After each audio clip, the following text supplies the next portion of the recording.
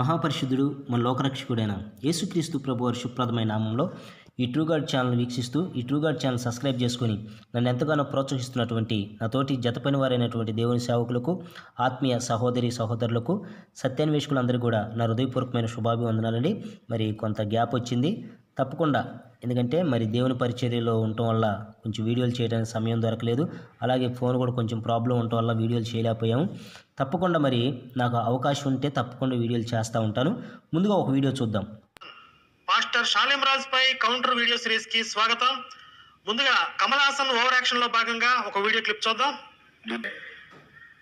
క్రైస్తవుడైనా లోకస్తుడైనా క్రైస్తవేతరుడైనా ఒక మాదిరికరమైన పని చేసి మనకు చూపిస్తే దాన్ని ఆదర్శంగా తీసుకోవటం ఏమాత్రం తప్పు కాదు. నేను తీసుకుంటా చెప్తున్నా. ఆస్కార్ విన్నింగ్ యాక్షన్ అనొచ్చు దీన్ని. ఎవరైనా సరే ఒక మంచి ఆదర్శం కలిగి ఉంటే నేను వారిని స్వీకరిస్తాను అని అన్నాడు కదండి శ్రీరామచంద్రుడు అన్నాడు. ఆయన దేవుడా కాదా అనే విషయం పక్కన పెట్టండి, అది చర్చ కాదు ఇప్పుడు. మరి రాముడు జీవితంలో మీరు ఆదర్శంగా తీసుకోగలిగినటువంటి అంశాలు అసలు లేవా?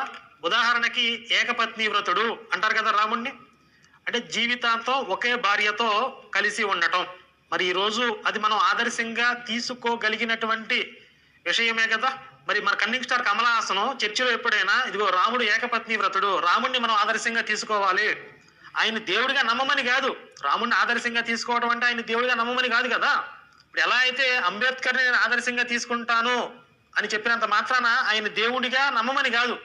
పాయింట్ నెంబర్ 2, రాముడు తండ్రి మాటను నిలబెట్టడం కోసం 14 సంవత్సరాలు వనవాసం చేశాడు.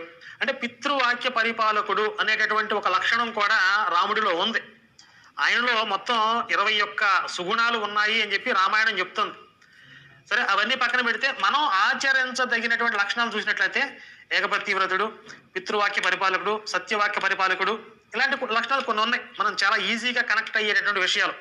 మరి రాముడిలో ఉన్నటువంటి ఈ సుగుణాలని ఆ చర్చిలో ఉన్నటువంటి అందరికీ చెప్పి ఇదిగో రాముడిలో ఈ ఉన్నతమైనటువంటి విలువలు లక్షణాలు ఉన్నాయి, మనం వీటిని ఆచరిద్దాము అని చెప్పేటటువంటి విశాల దృక్పథం ఈ కన్నింగ్ స్టార్ కమల్ హాసన్కు ఉందా?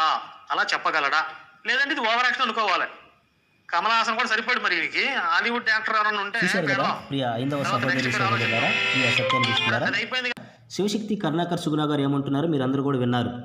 దైవజనులు షాలేం రాజ్ అన్నయ్య గారిని దూషిస్తూ, వ్యంగ్యంగా మాట్లాడుతూ, హేళనగా మాట్లాడుతూ, కన్నింగ్ స్టార్ కమల్ హాసన్ అంటూ మీ చర్చిలో మా రాముడి గురించి బోధించండి అని చెప్పేసి మరి కరుణాకర్ సుగుణ గారు అంటున్నారు కనుక, ఏమని కరుణాకర్ సుగుణ గారు, మరి మీరు ఎలాగైతే మా చర్చిల్లో మీ రాముడి గురించి బోధించమని చెబుతున్నారో అలాగే మీ యొక్క స్వామీజీలు, పీఠాధిపతులు, పూజారి గారు వాళ్ళు, అలాగే ఇంకెవరైతే మీ ధర్మంలో పెద్దలైనటువంటి వాళ్ళు ఉన్నారో వారందరి చేత కూడా ఈ మాట చెప్పించండి. మీ యొక్క చర్చిలలో మా యొక్క రాముడి గురించి, మా యొక్క ఐందవ దేవీ దేవతల గురించి కూడా మీరు చెప్పండి. అప్పుడు చర్చిల్లో ఉన్నవారు కూడా మా యొక్క సనాతన ధర్మంలో ఉన్న గొప్పతనం గురించి తెలుసుకుంటారని ఒక స్టేట్మెంట్ ఇవ్వమనండి. తప్పకుండా దైవజనులు షాలేం రాజ్ అన్నయ్య గారి దాకెందుకు, చాలామంది వస్తారు చెప్పడానికి. మీ పండితుల చేత, మీ పీఠాధిపతుల చేత, అలాగే మీ పూజారి గారు వాళ్ళ చేత ఒక స్టేట్మెంట్ ఇప్పించండి. ఛానల్స్లో తెలియజేయండి, వార్తాపత్రికలో తెలియజేయండి. ఇక నుంచి క్రైస్తవ చర్చిల్లో మా యొక్క ఐందవ దేవీ దేవతల గురించి కూడా చెప్పండి, వారు కూడా సత్యాన్ని తెలుసుకుంటారు అని చెప్పమంటే తప్పకుండా చెప్తాం. కనుక ఈ వీడియోలో నేనేం తెలియజేయాలనుకున్నానంటే, రాముడు గారి గురించి చెప్పమంటున్నారు కనుక మరి రాముడు గారి గురించి కరుణాకర్ గారు కొన్ని విషయాలు చెప్పారు. రాముడు గారు అలాంటి వాడు, ఏకపత్ని వ్రతుడు ఇలాగని. అయితే ఇప్పటి వరకు ఏ పూజారులైనా, ఏ స్వామీజీలైనా, ఏ బాబాలైనా, ఏ పీఠాధిపతులైనా రాముణ్ణి ఋషులు మోహించి రాముడితో కోరిక తీర్చుకోవాలనుకున్నారనే విషయాన్ని చెప్పారా? కరుణాకర్ సుగుణ గారు, సినిమా క్లిప్పింగ్లు మీకు మాత్రమే కాదు మాకు వచ్చి పెట్టడం. మీకు స్క్రీన్ పెడుతున్నా చూడండి.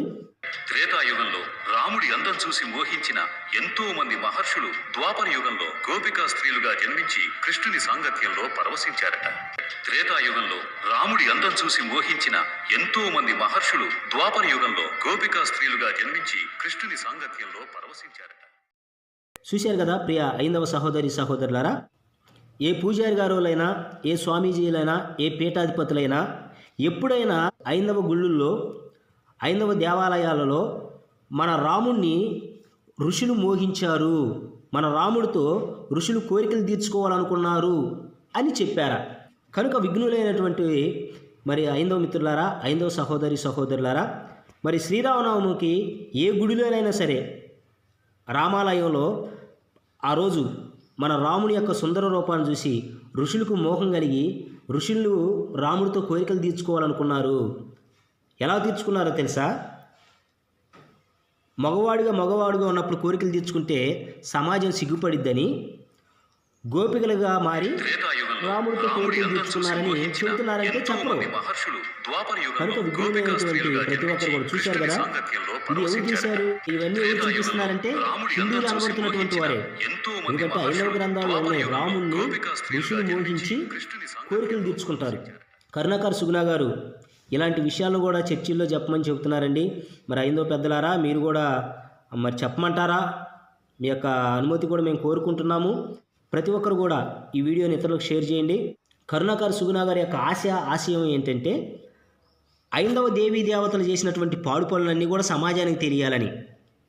మరి ఈ విషయంలో వారికి సత్కారంగా మీరు అందరూ ఉండి ఈ వీడియోని ఇతరులకు షేర్ చేయాలని కోరుకుంటూ, శివశక్తి కరుణాకర్ సుగుణ గారి యొక్క ఆశయం ఏంటంటే హైందవ దేవీ దేవతలు చేసినటువంటి పాడు పనులన్నింటిని కూడా సమాజానికి తెలియజేయాలనేది వారి యొక్క సంకల్పం. అందుకనే మా దేవీ దేవతల గురించి మీ చర్చిల్లో చెప్పండి అని వారు చెబుతూ ఉన్నారు.